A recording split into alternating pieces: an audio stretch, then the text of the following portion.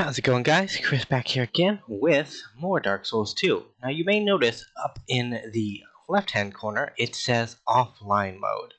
And the reason for that is I'm playing on the PC version, and it was today on, well, yesterday when this video goes up, that From Software closed all of their Dark Souls servers because of a dangerous exploit in which a hacker could take control of your PC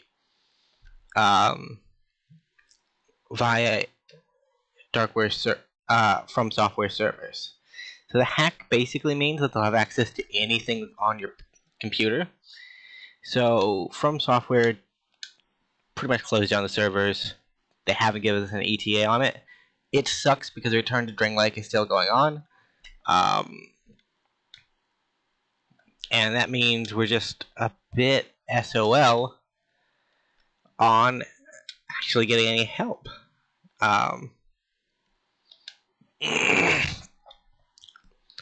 For the foreseeable future, hopefully they'll get it back up and running in a couple of days, and then we can finish out the event online. But I'm guessing that today what I'm going to do is just run around in offline mode and do some of the stuff that I haven't done yet, go through some of the quest lines, that kind of stuff. It's kind of disappointing that there's not really any, that during the event we end up with this, what do you call it? Lull in our ability to play with one another.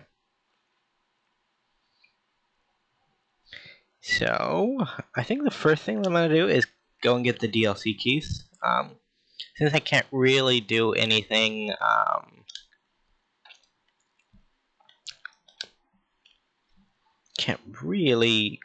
went to the wrong bonfire. I can do still some of the bosses. Like, when I first played the game, I was playing on Xbox and I didn't have Xbox Live, so I did all of the bosses without the help of other people. And it's been a long time since I beat the DLC bosses that way. So I might not have what it takes to do it these days. I don't really know.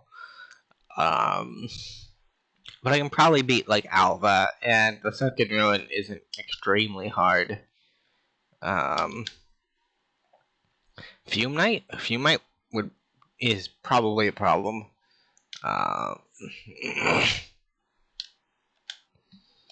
So I'm gonna travel back here.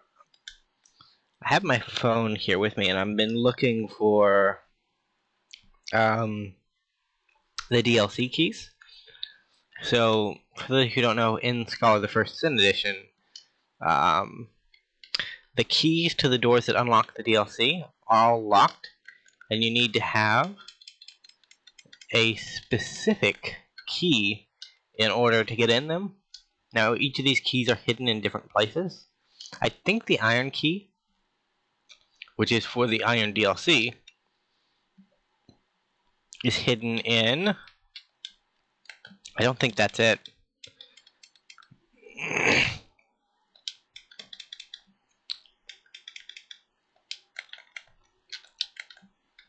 I'm also missing one Estus Flask. I think it's in Aldia's Keep, but I don't know off the top of my head.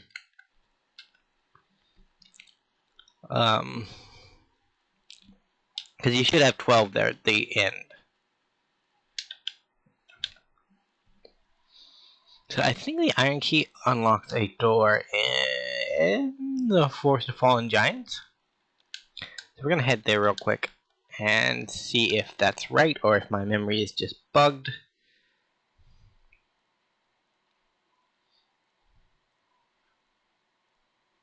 Yeah, so we're looking for the heavy Iron Key. We found the Frozen Flower, that's one of them. It was in Castle Drangleic. Is it this way? Is it this way? Yes, technically yes. So it's a door on the left, right before the right before the last giant boss fight. I think. I got it up here. Let me look. Usage. Located in the pit with the flame lizards on the floor. Yeah, okay. So, if you're like me and played the non-Scholar, the first Sin edition, you were just given these keys immediately, so you didn't have to go and find them in the world. Which means I have found them in the world in like 1 or 2 playthroughs. And that means I have like very minimal experience. I'm pretty sure with this, we tried running to it one of the previous videos. Yeah, there it is. But we didn't get very far because these bastards are fucking annoying. Just gonna close that. No need to play in this cancer hellscape. And never mind. I don't know how to close the door. It's a chronic problem in life. Last one we need is the Dragon Talon. I wonder where that is. I think it's in Poison Hellscape, aka the Gutter. But I don't know off the top of my head.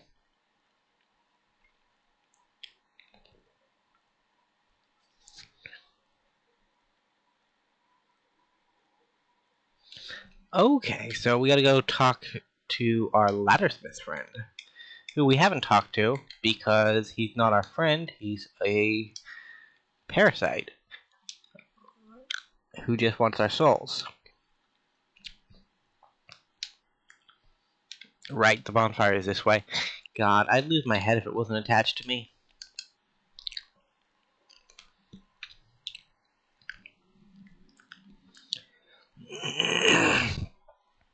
Yeah, so Dark Souls 2 is definitely the Dark Souls game I've played the most of.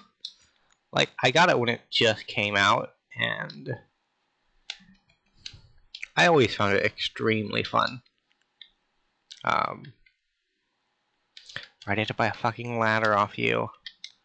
Do I have enough baggage souls to actually pull this off? I think it's a big one, too.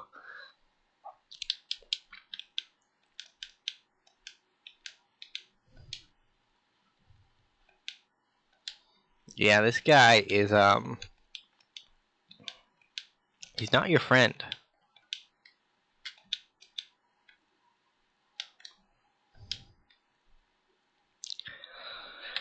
They kill him off in the next game. Well, not really, but you know.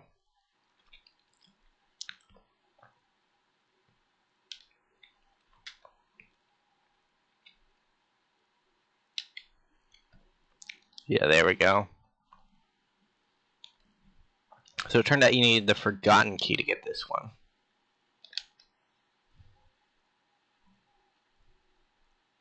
I wonder if I could have just landed on that ledge. I probably could have.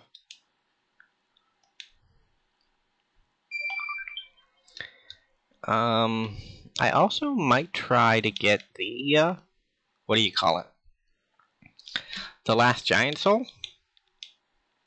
I don't know if I'm going to be able to summon for Vendrick either, so we might just try the Vendrick boss fight once or twice. That's not too bad.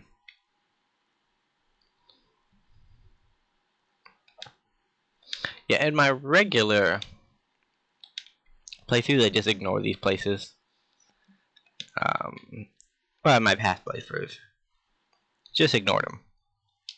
Because there wasn't really any intrinsic value in going to them.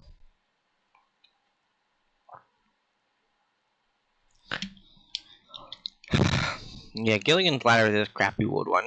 So we paid like 12k for this.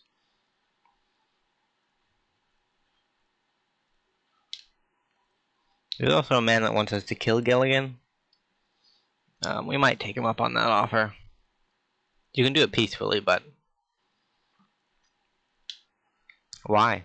Why would you?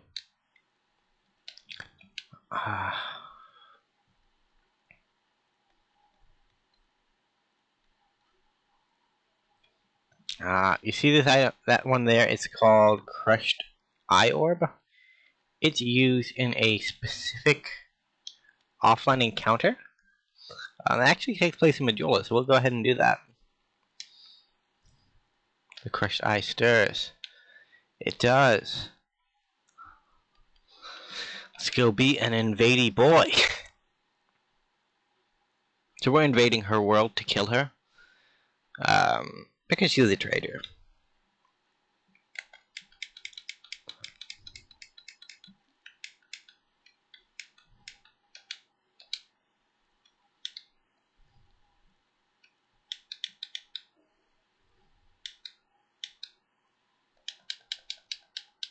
Holy lightning, Batman.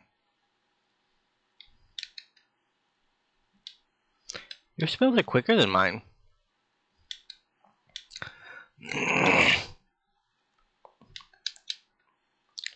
Why are you not dead?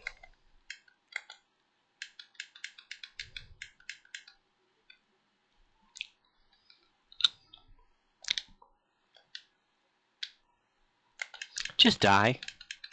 You serve no purpose in this world. Dude, stop. My DPS is not there.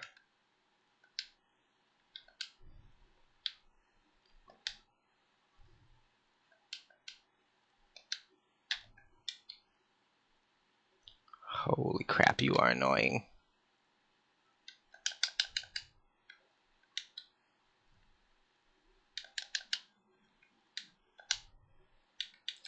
Just die.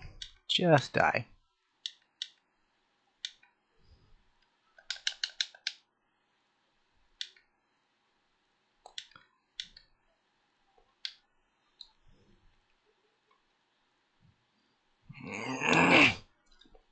I think this is enough stamina to kill her. I say that.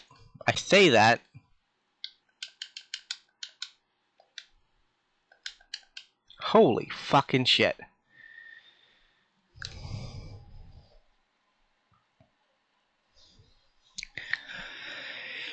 I am so gonna murder you.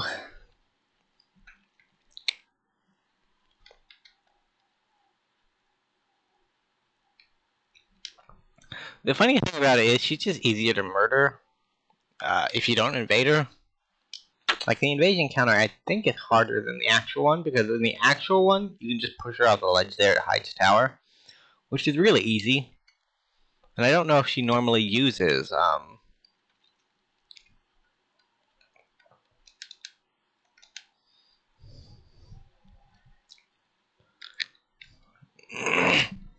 this is supposed to be the Knight Lautrec.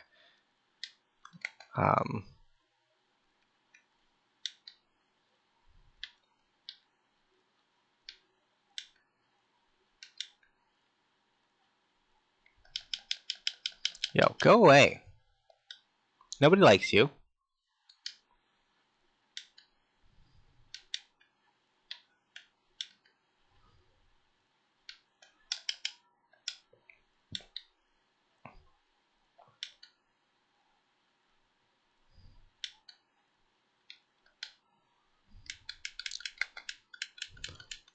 Oh, this is never gonna work.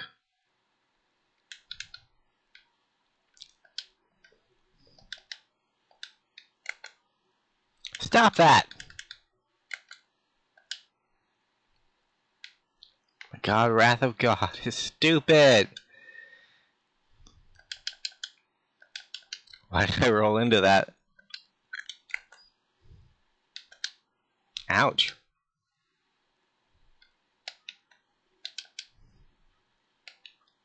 Hold on for a second. I'm gonna restore my spell uses.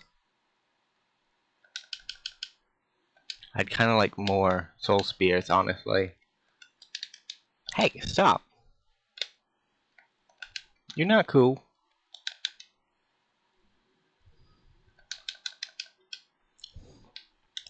So we load up this. Yeah, we gotta do that again.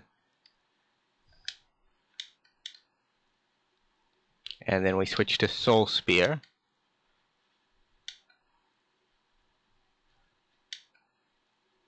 Stop!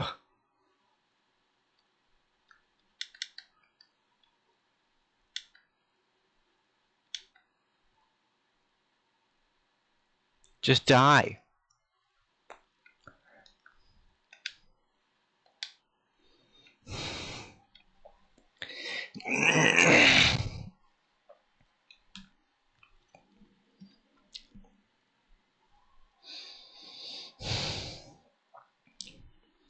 So we've killed the traitor.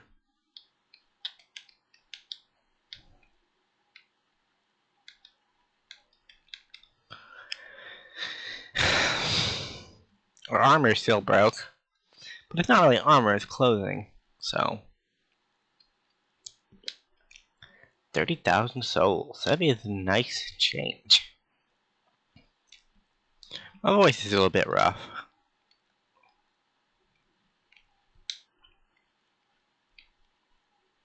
Hey, Carillion, do you have anything that I could buy? Probably not. Yeah. Dude, I'll buy that. I'll buy that too. You're the man, Carillion.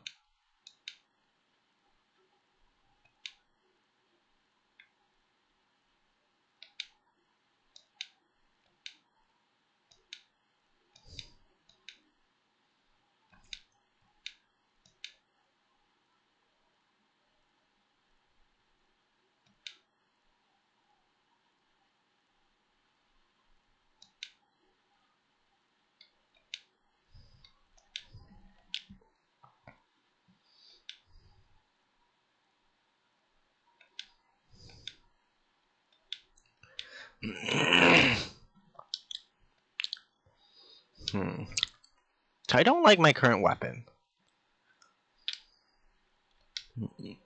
I like its moveset, it's just a little... I don't know, I kind of play the Timmy builds where you have a big piece of metal and you hit things until they die, and it does insane damage, and that's just kind of where it's at with me, but... So this is one of the weird things that you can do. So we killed this guy at the beginning, but you can pay some souls to resurrect them briefly and talk to them about stuff.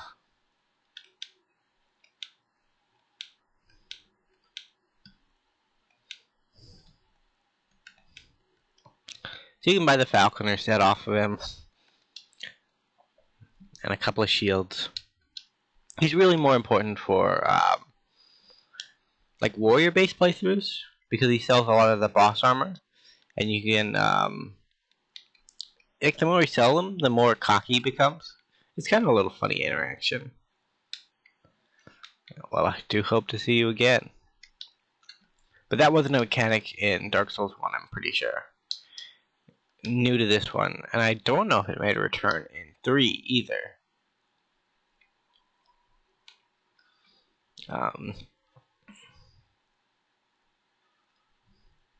Yeah, honestly, this is still my favorite Souls game.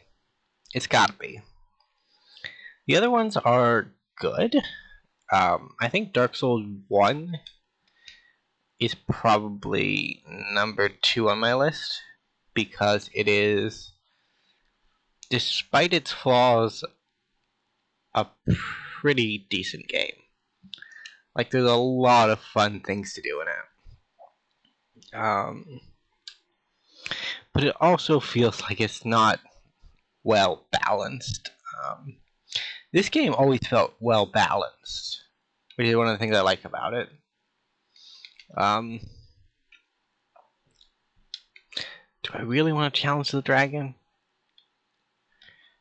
Well, there is something I want to do here. Hey, I didn't kill your friend, so don't you attack me, okay? I didn't kill your friend, don't attack me.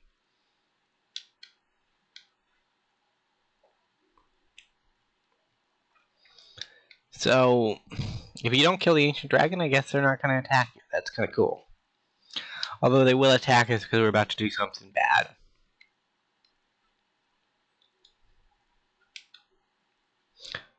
Ah, well, that's a downside of this weapon I had not foreseen.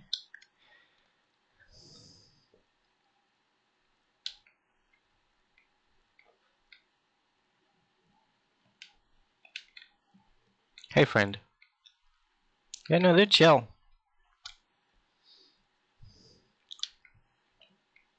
You know, as chill as someone can be if they judge you before they even meet you, you know? I think this is a mimic.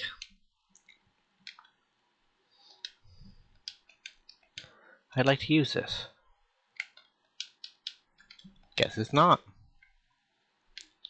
So Lloyd's talismans are an easy way to figure out if something is a mimic. And I've demonstrated that several times in this playthrough. That, yeah. Retreat.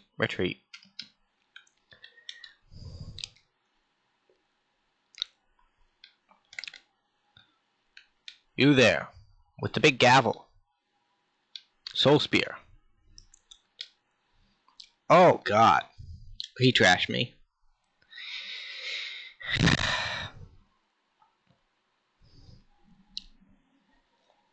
Bad to say. Let's go. That's odd because part of the reason I returned to this is because I never got to experience the multiplayer side of things. And by the time I got the PC copy, the community for multiplayer wasn't that big. So I think what I'm going to do to end off the stream is to just go and get the first bonfires in each of the DLCs, and then we'll leave it there for today. Because while I really do want to make progress with the days I have, at the same time I kind of want to experience more of the multiplayer.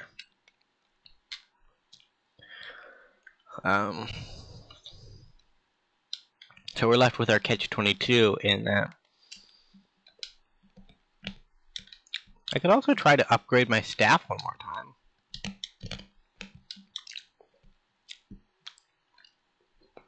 I might do that as well. Because it's only +4. It's a +4 magic staff of wisdom. Which, I don't know if that's actually any good, to be honest. I know giving it the magic buff did increase its scaling, but I don't know if that decreased its damage while it was at it. But I'm pretty sure its damage is all magic based anyway, so I think the scaling is just better. That's part of the reason why I went with Enchanted on the Twin Blades, because over 50, I'm pretty sure that Enchanted is just better than giving it a magic buff.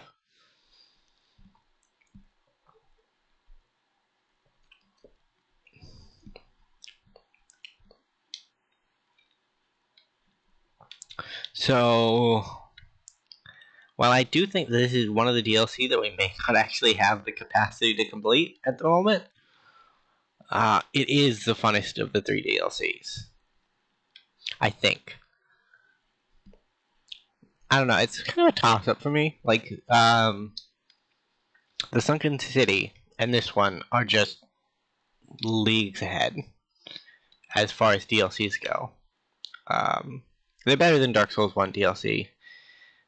They're better than what I've played of Dark Souls 3 DLC. But I haven't got very far in Dark Souls 3 DLC, and while I have I completed Manus' DLC 2 or 3 times. So Manus was a fun fight, and Artorias was a fun fight. They were both really cool fights, and Calumet was a really cool fight. Like, all the bosses in the first DLC for Dark Souls were great. But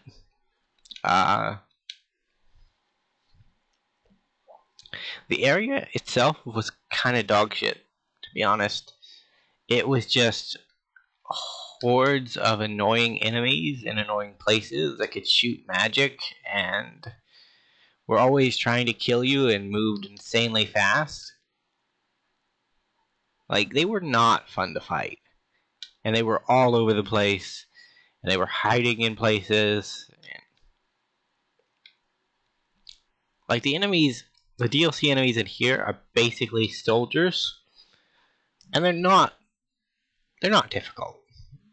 Like, they do a lot of damage, but if you dodge them, which I know is like saying if you're good at the game, they're not really a problem, but they're not. They have slower windups. They're not too. They're threatening in that if they hit you twice, you're pretty much dead. And sometimes if they hit you once, you're dead. But they're familiar enough that you're not going to have too much of a problem with them. The freaky bugmen, no thank you. Now in the Dark Souls 3 DLC, the wolves were kind of cool, but it kind of just felt like a bunch of dogs. And like, dogs are an awful enemy to play against. Like, the whole reason the Capra demon fight in the first game was not good was because of, hey Sin the Slumbering Dragon, how you doing? He is a cool boss fight too. He's got York's spear through him. If you hit where the spear is on the boss, you deal additional damage. That's a cool mechanic with this boss fight. So we've gotten all 3 DLCs open up. Yeah, I don't know. Like, the Capra Demon boss fight is just one of the ones where it feels bad. It feels real bad. And it's not feeling bad because the Capra Demon is a worthy foe. It feels bad because half the time the dogs just murk you. And you're left wondering, why did I waste my time getting here if I was just going to die to the stupid dogs? And to be fair, Dark Souls 2 has that moment like that. Like, the Rune Sentinel boss fight is stupid. It's really stupid. 3 enemies, you only have to fight 2 of them at the same time, but it's real stupid.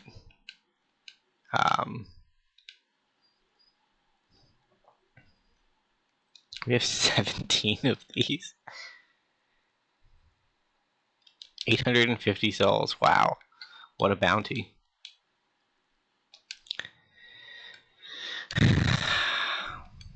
So we want 2 of those. Darn, we're gonna need some more souls. Who can we pop without any repercussions? We actually have 2 of the Executioner's Chariot, and we're not gonna use that soul anyway, so... Hopefully this will be enough.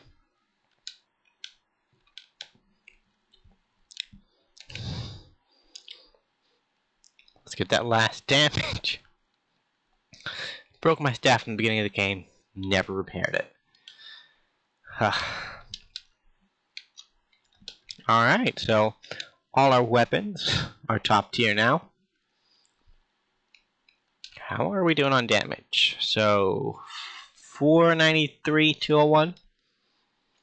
201 is too low. But yeah. I guess I should repair my shit while I'm here. Repair. Not that staff. It will never be used. There we go. Our stuff is not broken. Which is a bit of a shame, honestly, because it's gonna be broken here at some point. One of the DLC bosses, I think it's actually Sin, the dragon, has an effect that just eats away at equipment. So for that boss fight, you really need a decent amount of repair powder, which we have 7. I'll probably buy some more when we actually go to do that, because I don't know if 7 will be enough, honestly. Either way, thank you guys for listening to me ramble for half an hour. Can't believe it's been a half an hour. We got some stuff done today. We will return to Drangleic again, probably tomorrow. Hopefully we can get the servers working. If the servers aren't working by then, we'll just continue pressing forward without them, because getting it done in the next 7 days probably going to be a bit of an ask if we don't actually start learning some of these DLC bosses, movesets, and tackling some of the harder challenges the game has to offer.